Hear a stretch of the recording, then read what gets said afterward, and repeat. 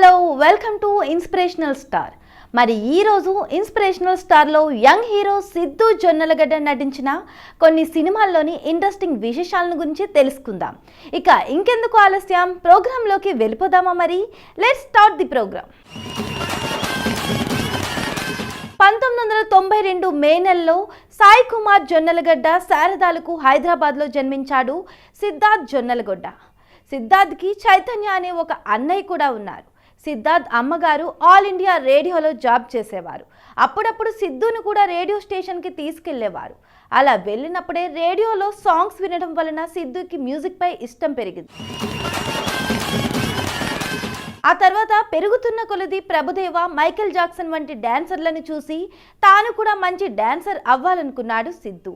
అయితే దానికంటే ముందు సంగీతంపై తనకున్న ఇష్టంతో వాళ్ళ అమ్మగారి సహాయంతో తబలాను కూడా నేర్చుకున్నారు.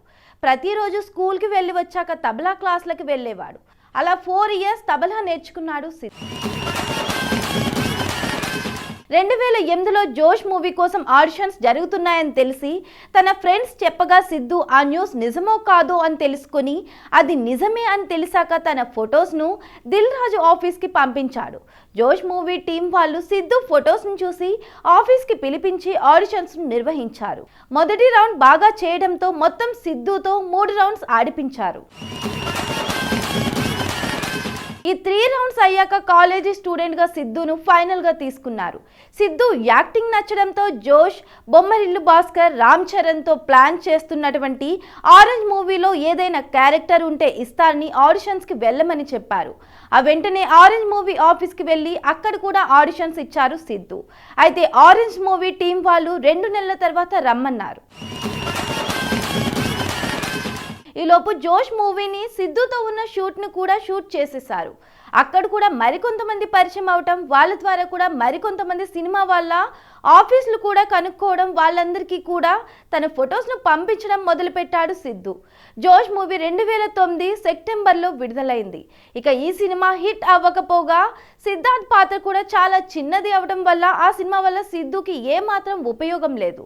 అయితే ఎవరైనా ఏం చేశావు ఇంతకు ముందు అని అడిగితే జోష్ మూవీలో నటించాను అని చెప్పడం వల్ల అది సిద్ధుకి ఒక విజిటింగ్ కార్డ్లా మారిపోయింది. ఆ తర్వాత భీమ్లీ కబడ్డీ జట్టులో ఒక పాత్రలోనూ, ఆరెంజ్ మూవీలో మరొక పాత్రలో నటించాడు సిద్ధు. అలాగే జగమే మాయ, ఐస్ క్రీమ్ సినిమాల్లో కూడా నటించారు. కానీ ఇవన్నీ చాలా చిన్న పాత్రలు కావడంతో సిద్ధు మరి కాస్త ప్రయత్నాలను మళ్ళీ కొనసాగిస్తున్న సమయంలో ప్రవీణ్ సర్దార్ సిద్ధుని పిలిపించి గుంటూరు టాకీస్లోని ఒక లైన్ను చెప్పారు. ఆ లైన్ ఇద్దరూ కలిసి డెవలప్ చేశారు. ఈ సినిమాకి డైలాగ్స్ని కూడా సిద్ధుని రాశాడు.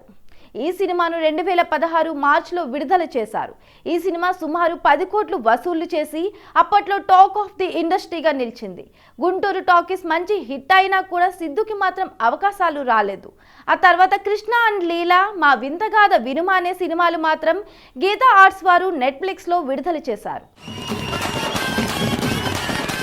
ఆ తర్వాత సిద్ధు డీజే టిల్లు సినిమా కథను తానే సొంతంగా రాసుకుని విమలకృష్ణ దర్శకత్వంలో తీశారు. ఇక డీజే సృష్టించిన సంచలనం కోసం మీకు నేను కొత్తగా చెప్పనవసరం లేదు. ఇక అప్పటి నుండి సిద్ధు జొన్నలగడ్డ స్టార్డమ్ మన తెలుగు నట అమాంతం పెరిగిపోయింది అనే చెప్పాలి. ఇకపోతే సిద్ధులో ఒక మంచి గాయకుడు కూడా ఉన్నాడు.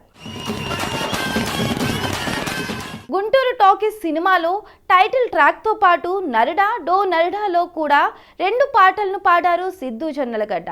అలాగే డీజే టిల్లులో కూడా ఒక పాటను పాడడం జరిగింది. సిద్ధు రొటీన్ సినిమాలు కాకుండా భిన్నంగా ఉండే సినిమాలను ఎంపిక చేసుకుంటారు. 100% తన సినిమాలు ఎంటర్టైన్మెంట్ ఉండేలా చూసుకుంటారు. ఎలాంటి హీరోస్కి సొంతంగా ఒక స్టైల్ కూడా ఉంటుంది. వీరికి ఎటువంటి కథలు నచ్చవు. వారికి అభిరుచికి తగ్గట్టుగా వారే సొంతంగా కథలను రాసుకుంటారు, లేదా బయట దర్శకులు చెప్పే కథలను వారికి అనుగుణంగా మార్చుకుంటారు. అయితే వాటిలో కూడా 100% ఎంటర్టైన్మెంట్ ఉండేలా తన నటనను ప్రేక్షకులకు చూపిస్తారు. సిద్ధు జొన్నలగడ్డ మాత్రం తెలుగు సినీ ఇండస్ట్రీలో ఒక మంచి నటుడుగా ఎదుగుతాడు అనడంలో ఎలాంటి సందేశం లేదు. అయితే ఇలాంటి వారందరినీ మనం అందరం ఎంకరేజ్ చేయాలి, చేద్దాం కూడా. సో చూసారు కదా ఈరోజు ఇన్స్పిరేషనల్ స్టార్ ప్రోగ్రాంలో సిద్ధు జొన్నలగడ్డ నటించిన ఆల్ టైమ్ హిట్ మూవీస్లోని ఇంట్రెస్టింగ్ విషయాలను గురించి మీరు తెలుసుకున్నారని ఆశిస్తూ ఇక్కడితో ఈ ప్రోగ్రాంకి సెలవు తీసుకొని మరొక ఇన్స్పిరేషనల్ స్టార్లో నెక్స్ట్ వీక్ మళ్ళీ కలుద్దాం. Until then bye.